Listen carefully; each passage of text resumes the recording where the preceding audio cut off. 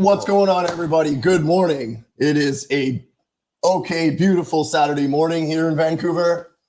This is Canucks Uncensored. I'm Torts. This is Wit the Wizard Chow. And guys, Uncensored family, we are so stoked today. Uncensored family, Wit and I are pretty stoked right now. Strap in because today is a monumental day for Canucks Uncensored, guys. We are super stoked to have a former Vancouver Canuck joining us, embracing us with his presence. And he's the man who survived the John Tortorella era, outlasted one of the most dramatic goalie controversies of all time in franchise history, and somehow kept a smile on his face throughout the whole thing. And basically won the fans over with his infectious personality. Yes. Known to the fans as the Stork, partially because of those 6'4" legs, and partially because he's basically become a high-end and huge name in real estate in Arizona now. He's one of the most beloved personalities to ever strap on the pads in this city. Everyone who's in here, please welcome the man who captured the hearts of Canucks fans, even though he was only here for 2 seasons. But they were memorable seasons with the Canucks. Please welcome the legend himself, Eddie Lack. Hey. Thanks, guys. Thanks for having me. Absolutely, man. Well, thank you so much for having the time and joining us. We really appreciate it. And Eddie, I just want to say it's not the first time I've met you. The first time I met you was a very memorable experience. But Eddie, welcome to Canucks Uncensored. We're so thrilled to have you. And we're here to talk hockey, maybe some real estate, stories about life with the Canucks, crease, and after the crease. And we're going to be on our best behavior today because mostly Eddie's much bigger than us. And I do have to say, Eddie, what I learned about you when I met you. I am a lot better at beer pong than you too, so. Oh, I don't know about that, man. So even though you're an NHL goalie and you have world-class high-end coordination, your beer pong is maybe AHL level at best. I don't know about that. We need a rematch. The scouting report video that we have right here on Eddie Lack on his beer pong prowess. Okay, please observe. All right, give me a sec. Please observe.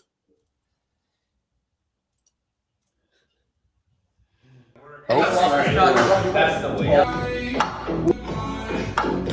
Oh, you put the bloopers together. That's why. Like this.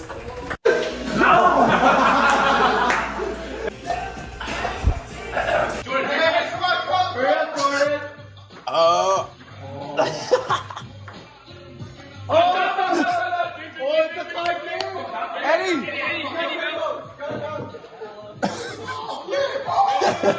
Give us the ball.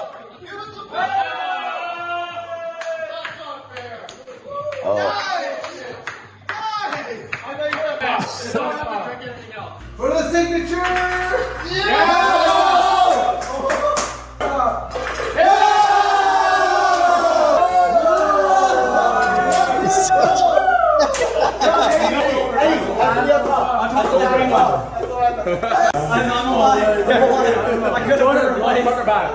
Doesn't matter.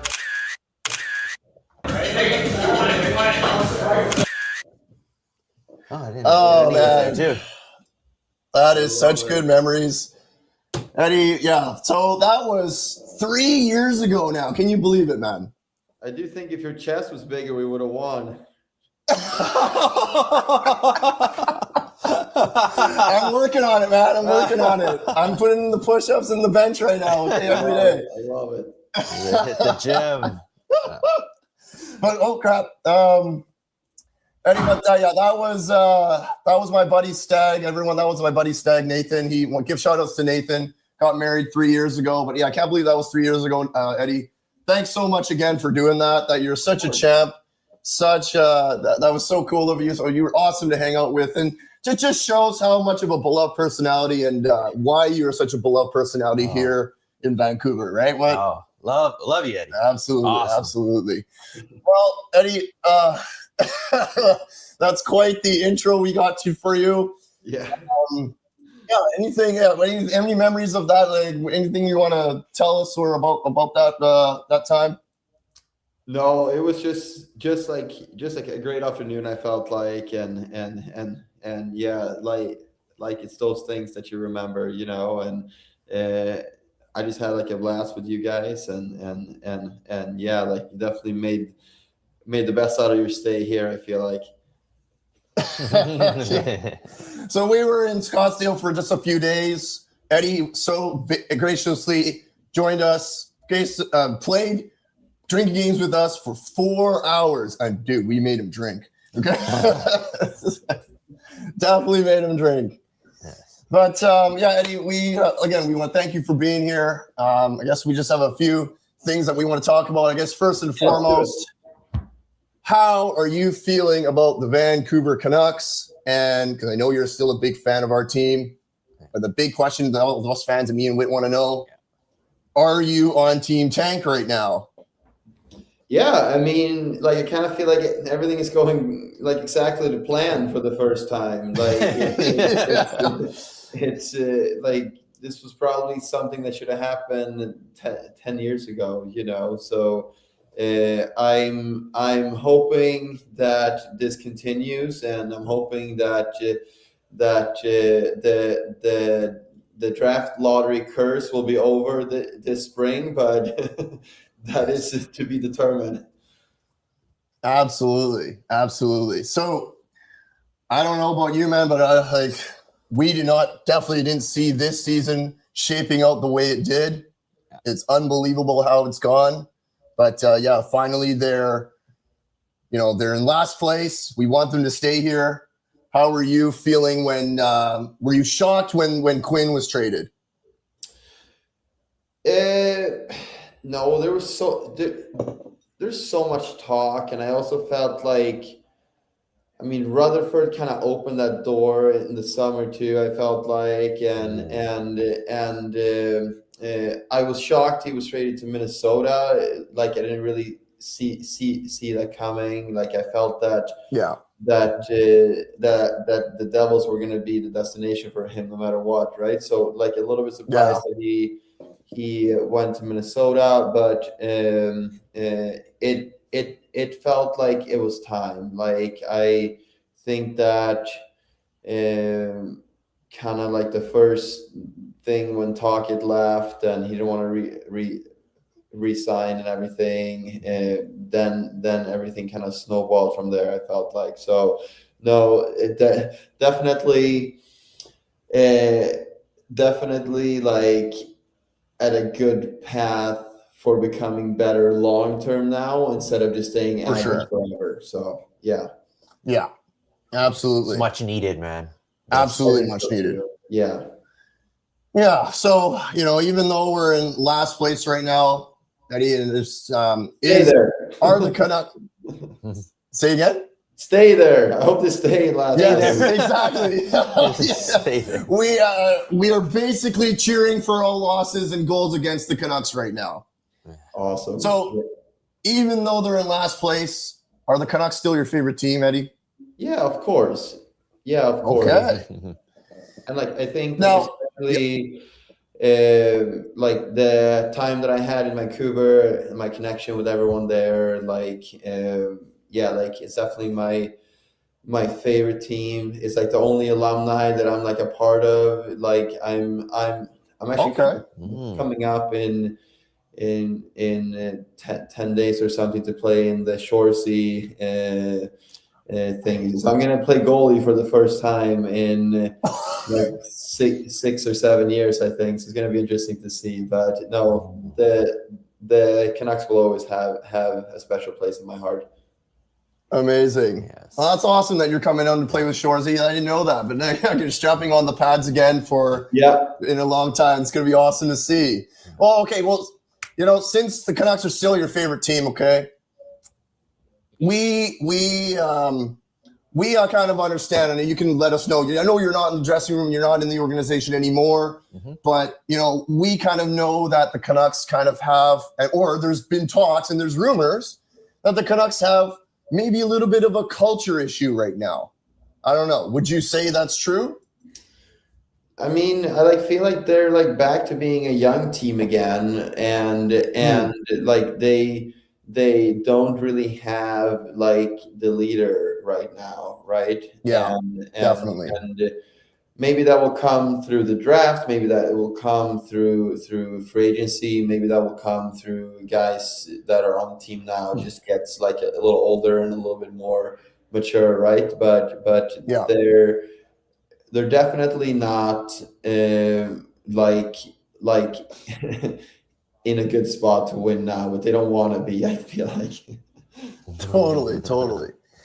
Well, speaking of culture, Eddie, you were in the Canucks locker room back when the Sedins were playing. And we all love the Sedins, and we all know about the Sedin culture. Yeah.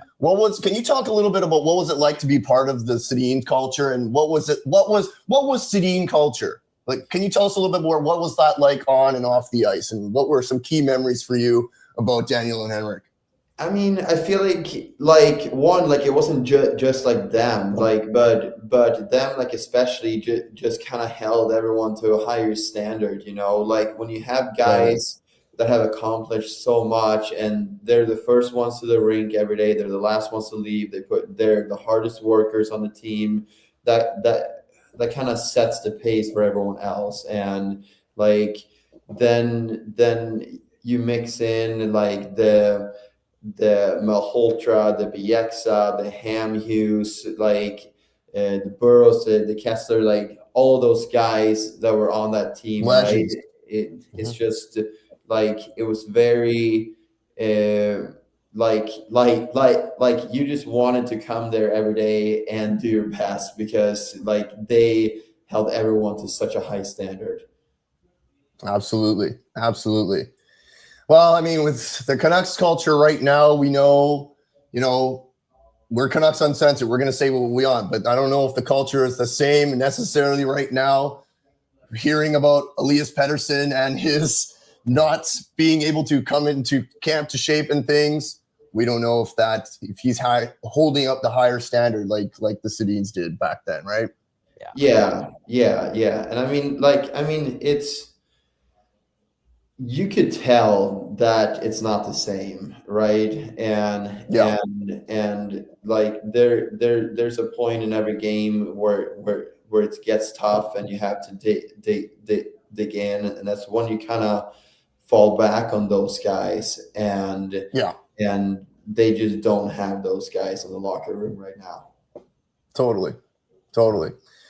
It's probably going to take some time for that to happen. Yeah. Okay, Eddie. Well, thanks for sharing your insight on what it was like back then, but now and what it is like back then.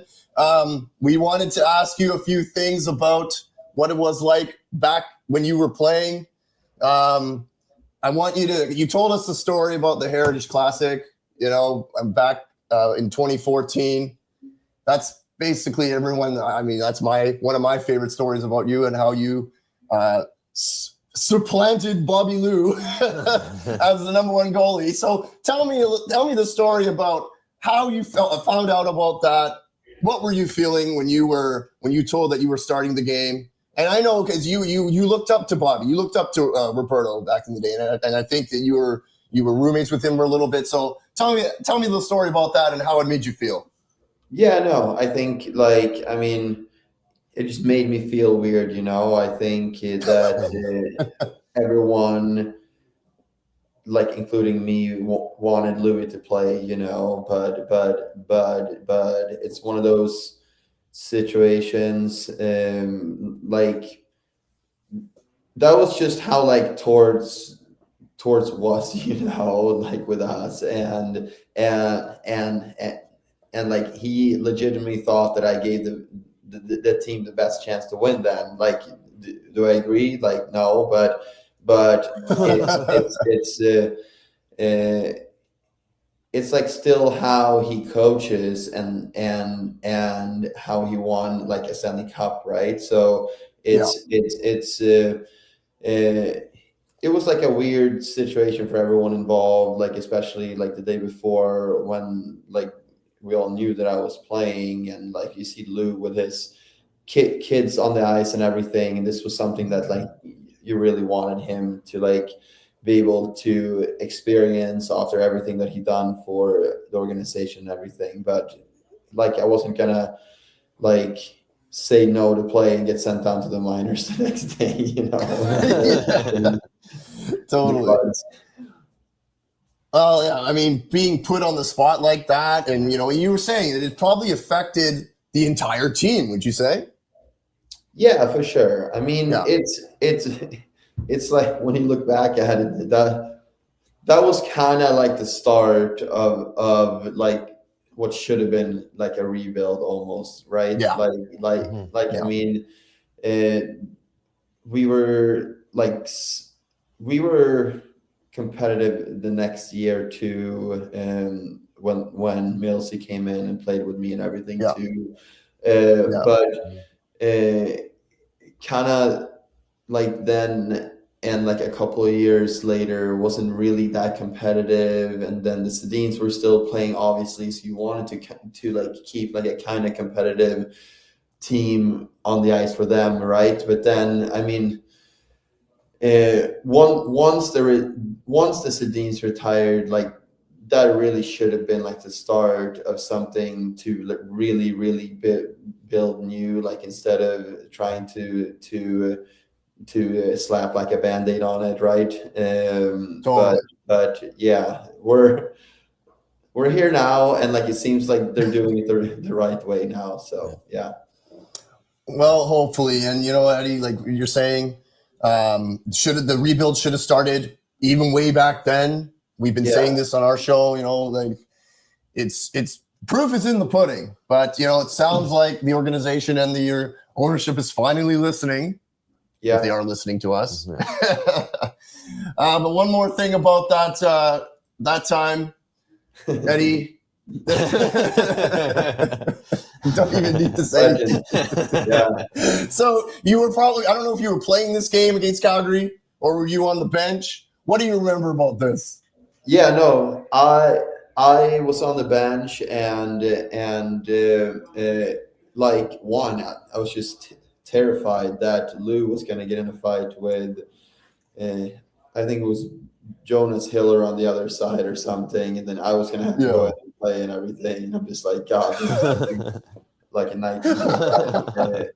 Like everything happened, and then like Torts stood on the bench just like screaming over me and everyone, and I'm just like, what the fuck is this? This is my first year. Like, what do I even do? Like, do I start like chirping? Am I gonna have to throw a fist with someone, or like what's going on, right? So and then we got through the first period, and then Burr comes running in. It's like, Torts is in Calgary's locker room throwing hands, and like we all kind of just like rush over there and like grab him out of there, right? So no, it was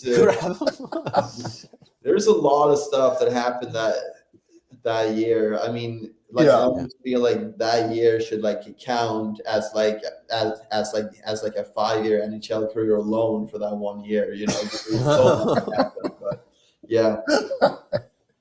Totally. Would it be safe to say that was the most chaotic season of your NHL career? Yes, for sure. Yeah. Fair. Well, wait, you had a question for Eddie here that you wanted to ask?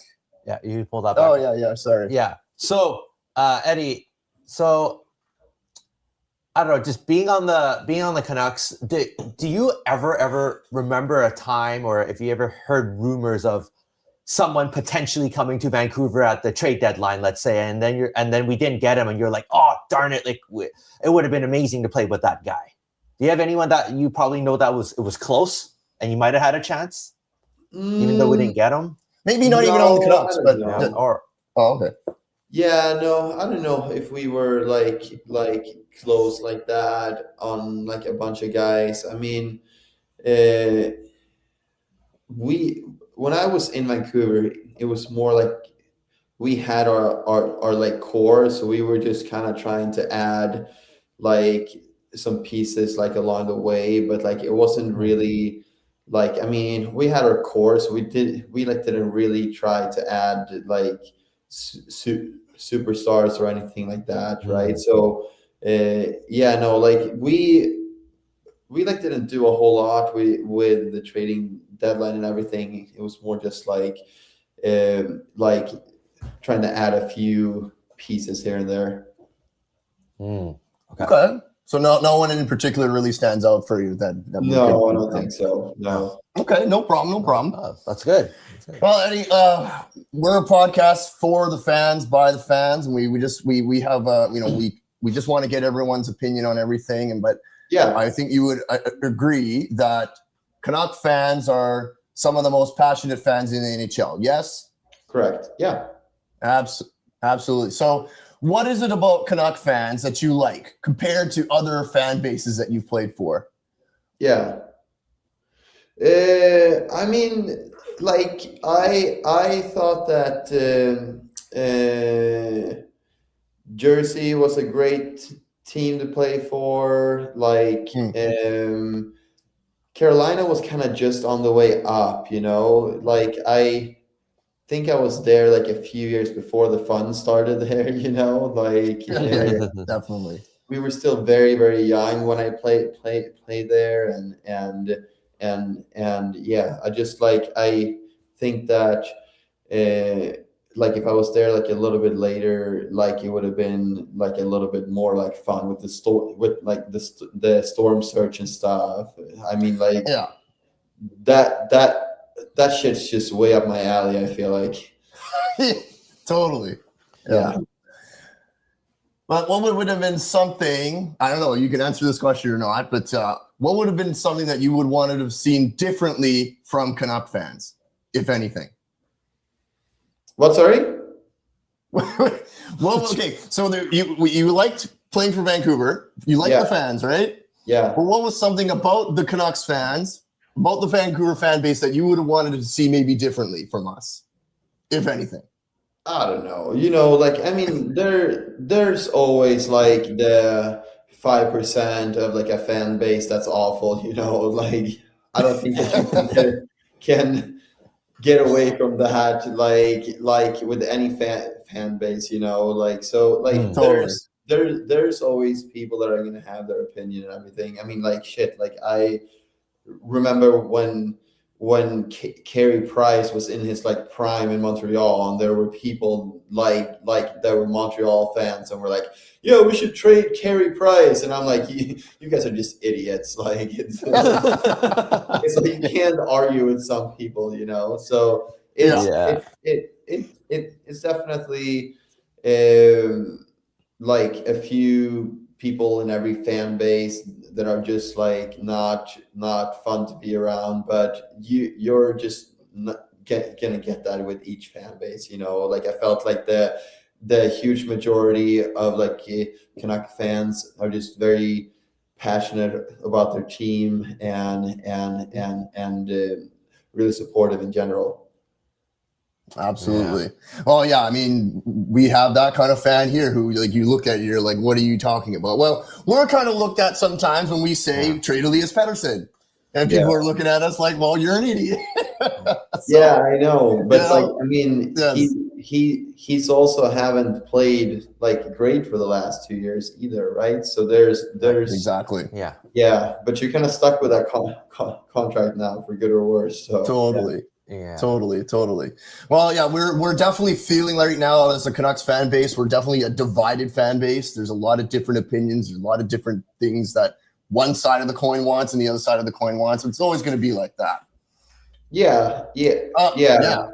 I like almost feel like that's just a true characteristic of a Canuck fan. Like it's always going to be split up, you know? Yes. Yeah, because the drama is always here, isn't it? Yeah. Yes.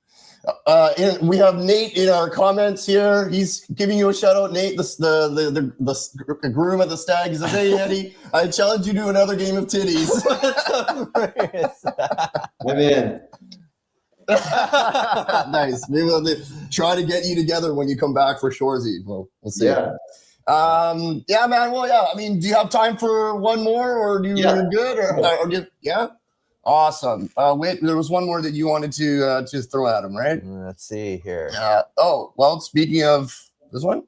Yeah. Yeah. So this one might be a bit of maybe like a loaded question, but like in Vancouver, there's always some sort of news, right? And then, multiple media outlets always, say stuff like, oh yeah, this player's not that great in the locker room. Oh, this player's going to get traded.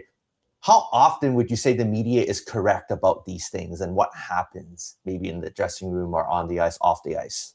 10%, maybe. 10%. No, this is a great answer. Yes. Like, we really want to hear this stuff. Yes. Like, people really need to know this stuff. Yes. Yeah, I mean, 10% of the time. 10%. Like a lot of the times, they're just trying to write something to get a story out because they have a deadline to meet, right? I mean, like it gets to a point where like you have nothing else to write because everything has already been written, right? So it's really like they're not per se trying to stir stuff, but they're also like they need to sell newspapers, right? So Totally. and like clicks, and that's what they do. Yeah. One last one, Eddie, from our audience. Okay, since you're a goalie, KG Green 80 wants to know, Eddie, what are your thoughts on our latest goalie that we drafted, Medvedev? If you know anything about him. I am the wrong person to ask. I mean, like, guys, I am like a fan now, and like I work so much, and I have 3 kids at home. Like, I don't get to watch too much hockey. Like, I usually get like a little bit more like into it when it's the playoffs and stuff, which is like I never get to see the Canucks play. Right. It's probably not on TV over there in Scottsdale very much. So no, it's I don't really know much about the new goalie. Like, I know that goaltending right now for the Canucks is probably like the only thing that we have. So we should take care of those two guys that are in there right now. Definitely. Yeah. Okay, Eddie. Well, I know you're short on time. Okay, but one last one for you, really quickly. Okay. Hey, Lax, how did it feel playing alongside Lou? You can just say, I want to ask you, as a goaltender, what's the biggest thing that you took away from Bobby Lou or learning from Roberto Luongo playing alongside him? I don't know. Like I always try to play like him, but like he's so much more like athletic than me, I feel like, and like obviously like a legend of the game, and to me like the biggest thing that I take away from playing with him was just like the friendship that I felt like we had when we played together and everything, right? And that's awesome. And like to go from watching this guy playing in the NHL and in the Olympics and everything to being my teammate, I mean, just a surreal moment, Yeah, totally. And I heard when you were on the Knuckhead podcast, you were saying that you were super stoked that you were going to be his roommate. So, any stories from the locker room or from being his roommate at all? Because Bobby Lou's a funny guy. Any funny stories about him? I don't know. He's pretty chill off the ice. I feel like we just like hung out in the room a lot. We watched movies, and like he played online poker and stuff. So like it's not. The hockey players are just regular people off the ice, So it's totally. There's not that many fun stories I feel like to share with that. Okay. Well, you're pulling the curtain in front of Oz right now. Okay. Okay. Well, Eddie, thank you so much for your time, man. I know you're a big busy guy at the big deal in real estate over there in Scottsdale. Let people know, where can they find you? I know you're on Instagram, you're on X. I'm sure they can find you easily, okay? But good luck with everything that you're doing. Anything that you want to say about what you're doing over there in Scottsdale, or anything you just want to sign up for the Canucks fans here? No, I'm just building and selling a lot of houses, I guess. We're partnering up with a lot of Canadians that are moving money down here now, which is nice. I got 24 spec builds going right now, with a bunch of them sold. So kind of just like trying to build my business as much as I can here, and yeah, it's going great. So you can find me at Eddie Lack 31 at Instagram. My Twitter got hacked from someone from the Middle East, and I haven't been able to get it back in a year, so I kind of gave up. Wow, still. Instagram is best, or you can email me eddie@eddielack.com. So yeah, amazing. Thanks, Eddie. Thanks so much for the time. Last comments for Eddie before he goes. Oh, Eddie, I just want to say you're awesome, and you gave some really amazing insight, things that I never thought of, and perspective. So thank you so much. Really appreciate it. Amazing. Thank you guys. From one realtor to another, Eddie, thanks so much for your time, and let's keep grinding out there. But thanks so much for doing this, and we really appreciate you, bud. Thank you, guys. Appreciate you. Thank you. Right. Have a good day. Take care. Bye. Bye. Wow. Well, guys, we are so blessed to have some time with Eddie Lack. Thank you guys for joining us for this impromptu episode of the Canucks Uncensored podcast. I hope you enjoyed, and leave us a like and subscribe. We'll have this episode out on our channels, and you heard Eddie a lot. He's echoing the same kind of sentiments that we are about the Vancouver Canucks right now. Yeah, it's all around with this team tank. Everyone's aboard, even Eddie Lack. Right. Rebuilds. Pedersen, locker room accuracy. He freaking hit all of those things. The culture, we hit it all. Okay, guys. Man. So, man, that was really cool for us. KG Green. He's a really fun dude. He came and partied with us for my buddy Stag. He was there with us for about 4 hours. Drank with us, got drunk with us, shared stories, played beer pong, played all sorts of drinking games with us, and it was great. But yeah, guys, thanks so much for joining us this morning. Give us a like and subscribe. We're also on Instagram, TikTok, X. What else? Spotify, Facebook. So check us out. Tell everyone your family and friends about Canucks Uncensored. If you're a Canucks fan of any sort, we want to hear your voice. But this is your number one destination of raw, honest, candid, unfiltered, non-mainstream, and of course, uncensored commentary about your Vancouver Canucks. Canucks. Signing off, guys. Thank you. Have a good day. Have a good Saturday.